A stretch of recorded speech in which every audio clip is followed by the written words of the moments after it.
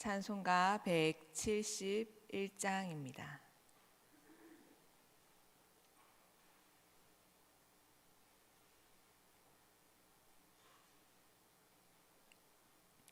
하나님의 독생자 예수 나 위하여 오시었네. 내 모든 죄 사시려고 십자가 지셨으나 다시 사셨네. 살아계신 주 나의 참된 소망 두려움이 사라지네. 사랑의 주네 갈 길은 너하니 내 모든 삶의 기쁨 늘 충만하네. 주 안에서 거듭나누리 기뻐하며 찬양하리. 가슴 속에 넘치는 확신 우리의 가는 길에서 막 넘치네. 살아계신 주 나의 참된 소망 두려움이 사라지네. 사랑의 주네 갈 길은 너하니 내 모든 삶의 기쁨 늘 충만하네. 선한 싸움 다 마친 후에 우리 주님 배우리라. 사망 권세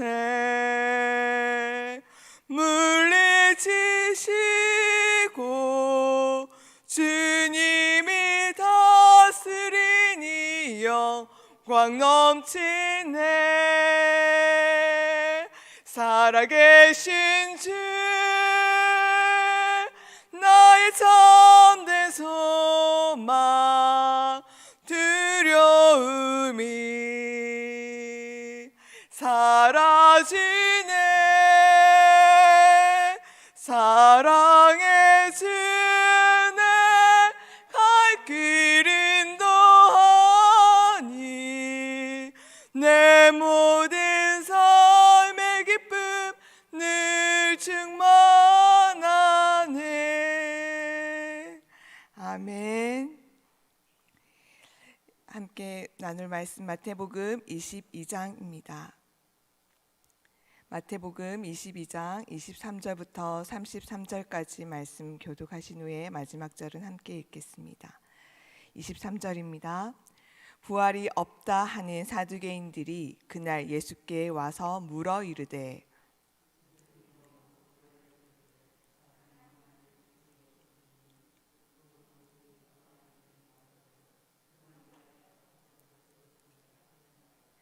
우리 중에 7형제가 있었는데 마지가 장가 들었다가 죽어 상속자가 없으므로 그 아내를 그 동생에게 물려주고 최후에 그 여자도 죽었나이다.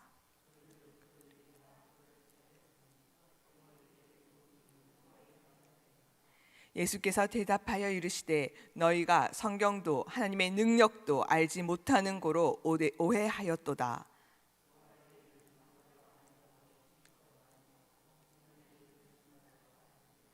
죽은 자의 부활을 논할진대 하나님이 너희에게 말씀하신 바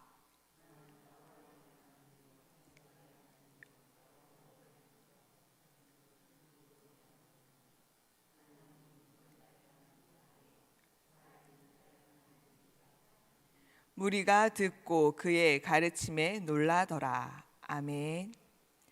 오늘 성경에 나오는 사두개인들은 창세기, 출애굽기, 레위기, 민수기, 신명기 이 성경의 모세오경만을 믿는 자들이었습니다. 이들이 성경의 모세오경에 직접적으로 부활 사상을 찾을 수 없다는 이유로 영혼의 불멸이나 부활을 믿지 않았습니다. 사두개인들에 대하여 사도행전에서는 이렇게 증언합니다. 사도행전 23장 8절입니다. 이는 사두개인은 부활도 없고 천사도 없고 영도 없다 하고 바리새인은 다 있다 함이라. 다음 생애를 믿지 않는 사두개인들은 현재의 질서에 만족하였습니다. 이들은 이러한 생각은 그들이 사회적이고 종교적인 지위에서 관련이 있습니다. 사두개인들은 사실상 정치적으로 또한 성전을 중심으로 한 종교 권력을 확보한 상태였기 때문에 죽음 이후의 생애보다는 지금 현실에 안주하고 만족하고 이 생애가 끝이기를 지향하고 있었던 것이지요. 그와 반대로 유대 순교자들에게는 부활 신앙이 대단히 중요하였습니다.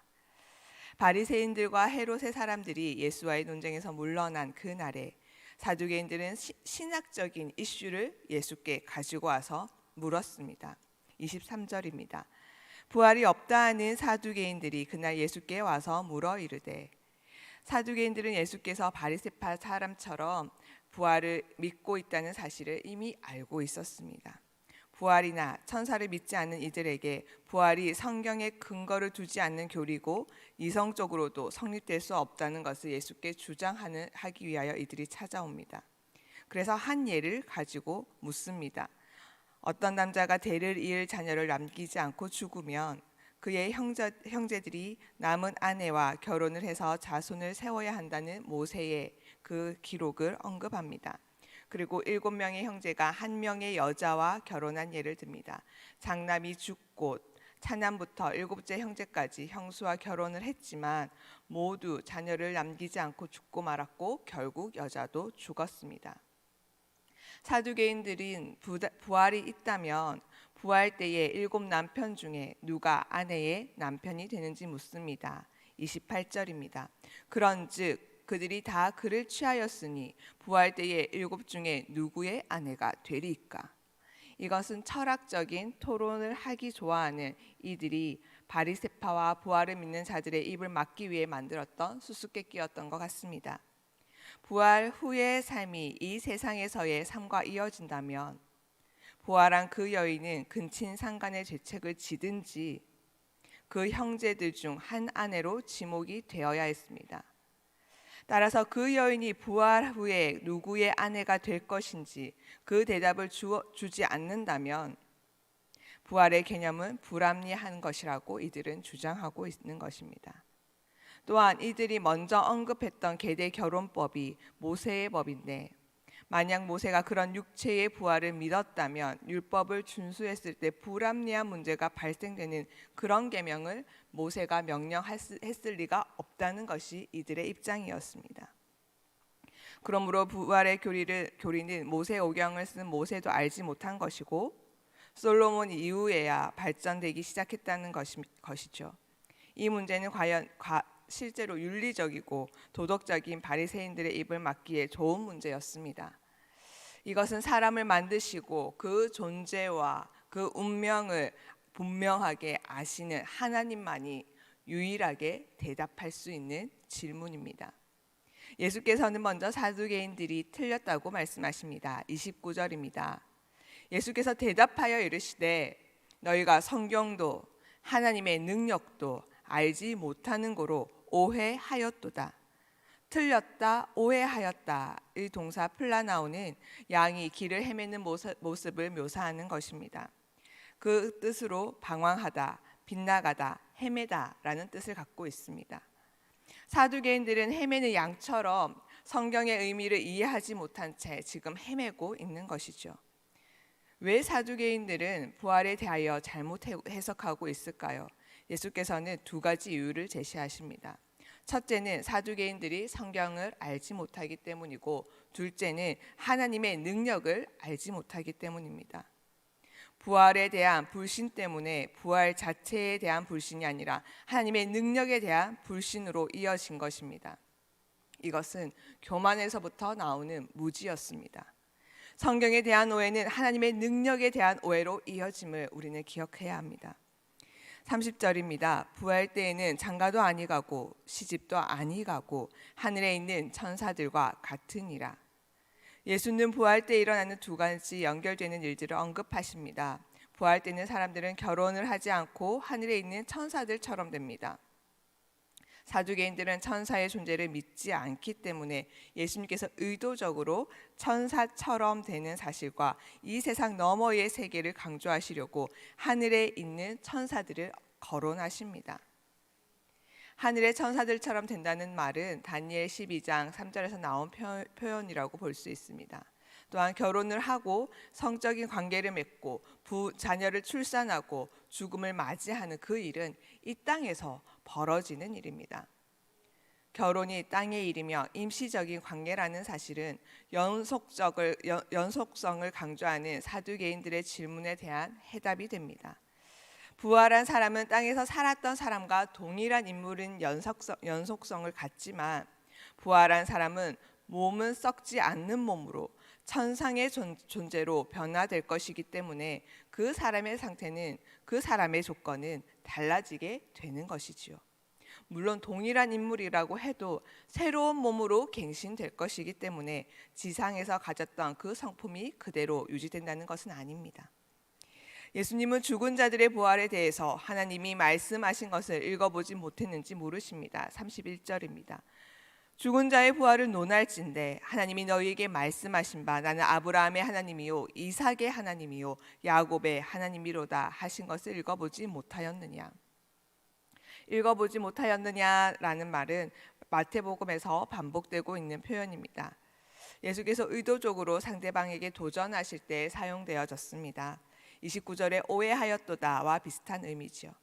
예수는 하나님이 너희에게 말씀하신 것이라고 함으로써 아브라함의 후손인 사두개인들에게도 주어졌으나 그들이 깨닫지 못하고 있음을 짚어내고 있으십니다.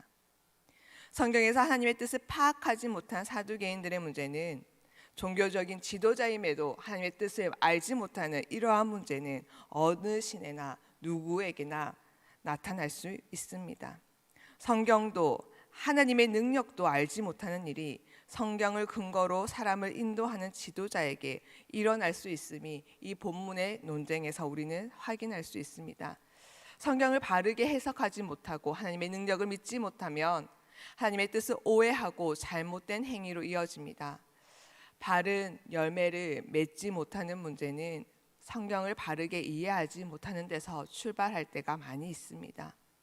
성경을 읽는 우리는, 성경을 읽는 독자는 예수의 관점에서 성경을 읽어야 하고 하나님의 능력을 믿어야 합니다.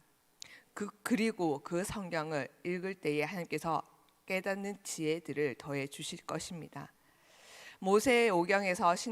모세오경의 신학의 근거를 두는 사두개인들에게 예수는 출애굽기 3장 6절을 인용하셔서 그들의 무지를 지적하십니다. 나는 아브라함의 하나님이요 이삭의 하나님이요 야곱의 하나님이로다 하신 것을 읽어보지 못하였느냐. 하나님은 죽은 자의 하나님이 아니요 살아있는 자의 하나님이시니라 하시니 무리가 듣고 그의 가르침에 놀라더라. 출애굽기 3장 6절은 하나님이 광야의 가시덤불 가운데 나타나 모세에게 말씀하신 내용입니다. 누구누구의 하나님이란 표현은 도와주시고 공급하시는 하나님을 의미합니다. 또한 이 표현은 하나님이 조상이나 후손들에게 약속하신 언약을 언급하실 때 사용하십니다. 언약의 백성된 우리를 보호하시는 하나님께서는 그들이 죽은 이후에도 우리가 죽은 이후에도 그들을 잊지 아니하시고 함께 하십니다. 하나님이 모세에게 말씀하실 때 아브라함과 이삭과 야곱은 죽은 상태였지만 하나님은 이들과 현재적으로 함께 계시다고 말씀하시는 것입니다. 어떻게 이런 논리가 성립될 수 있습니까? 언약의 신실하신 하나님은 조상들의 몸이 사라진 이후에도 계속적으로 그들과 함께 하십니다. 이들의 몸은 썩었을지라도 마지막 날 몸의 부활을 하는 때까지 현재 살아있는 상태에서 하나님과의 언약 관계를 유지하고 있는 것입니다. 그래서 하나님은 더 이상 존재하지 않는 자들의 하나님이 아니라 지금도 살아있는 그들과 함께 하시는 하나님이십니다. 이 언약 관계는 어떻게 유지됩니까? 그것은 하나님의 능력으로 가능합니다. 그래서 하나님의 능력이 부활의 근거가 됩니다. 하나님은 아브라함, 이삭, 야곱과 함께 하셨더니 아니라 과거의 하나님이 아니라 지금도 함께 하시는 현재의 하나님이십니다. 그렇기에 사두개인들이 해석의 근거로 삼는 오경에 나타난 하나님은 죽은 자들의 하나님으로 불리지 않으십니다. 여기서 우리가 기억해야 할 점이 있습니다. 엄밀한 의미에서 아브라함과 이삭과 야곱은 육체의 부활을 경험한 상태가 아닙니다. 하늘에서 임시 상태로 부활의 영광을 누리고 있는 중입니다.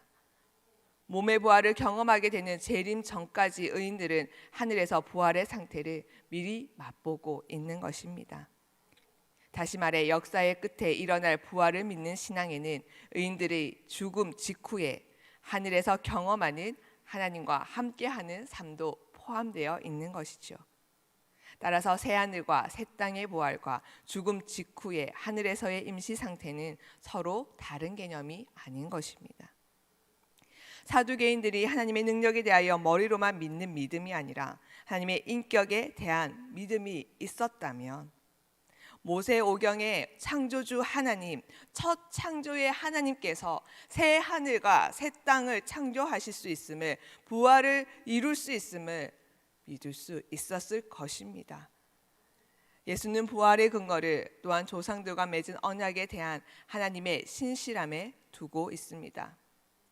하나님과 자녀의 관계는 죽음으로도 사라지지 않습니다. 언약에 신실하신 하나님의 사랑과 능력 때문에 하나님의 자녀는 죽어도 하나님과 함께 교제 가운데 살아가는 것입니다. 하나님이 살아계시다면 그분이 맺은 언약도 영원합니다. 조상들에게 직접 보여주신 하나님의 능력은 결코 사라지지 않습니다. 사라지지 않고 언약 백성 하나님의 자녀를 위해 나타내십니다. 예수를 믿는 신앙은 사변적이고 생각, 신념 안에만 머무는 신앙이 아닙니다. 또한 언어 유희로 정서에 감동만 주는, 정서를 만족시키는 정도의 신앙도 아닙니다. 언약에 신실하신 하나님의 능력에 의존해서 살아가야 하는 것이 부활의 능력을 믿는 신자의 정체성입니다. 오늘 이 하루도 나의 하나님이 내일도 반드시 나의 하나님이 되어 주실 것을 믿으면서 약속의 그 땅에 이를 그날까지 믿음의 걸음을 멈추지 않는 저희가 되기를 간절히 기도드립니다. 함께 기도하시겠습니다.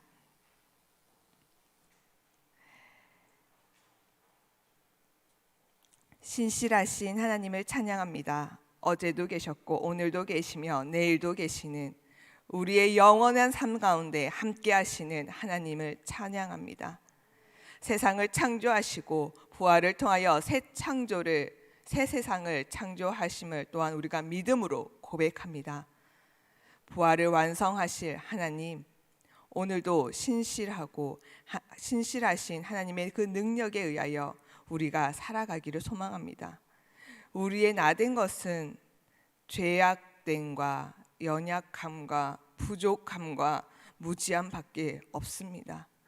우리의 완악함과 우리의 교만이 오직 주의 그 신실하신 능력 앞에, 오늘도 시건치 아니하시는 그 하나님 앞에 우리가 깨어질 수 있습니다.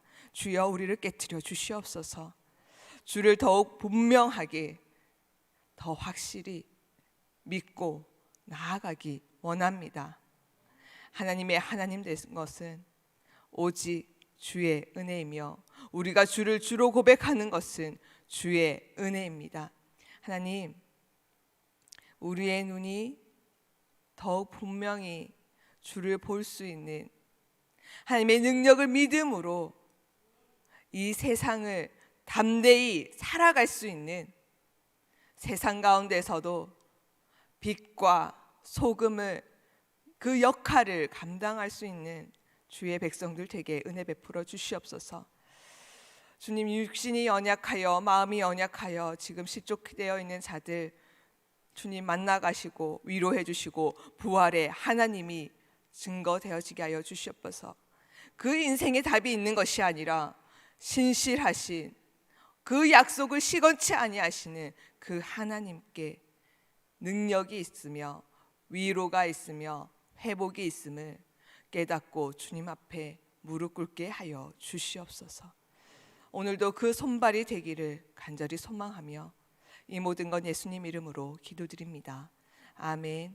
하늘에 계신 우리 아버지, 아버지의 이름을 거룩하게 하시며 아버지의 나라가 오게 하시며 아버지의 뜻이 하늘에서와 같이 땅에서도 이루어지게 하소서. 오늘 우리에게 일용할 양식을 주시고 우리가 우리에게 잘못한 사람을 용서하여 준 것 같이 우리 죄를 용서하여 주시고 우리를 시험에 빠지지 않게 하시고 악에서 구하소서.